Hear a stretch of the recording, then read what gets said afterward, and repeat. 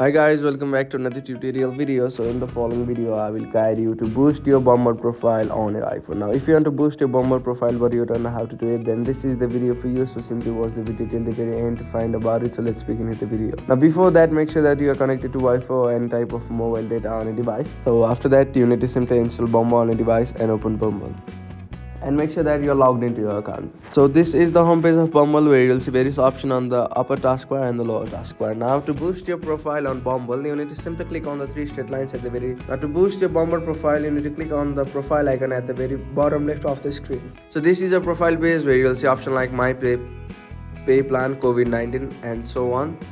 Now, at the very bottom, you'll see the option of what you get, and at the very right side of that, you will see the option of premium and boost. So click on the option of boost, and you will see the option which says more chance to match with extra features to boost your profile and upgrade from and certain value. So click on it, and you will see the option like 1 week, 1 month, or 3 months. 3 months, 6 months. So select the option which is best for you and click on the option of get 6 months or so on. So after that, you need to simply enter your card details and you'll be able to boost your profile on Bumble. Thank you for watching.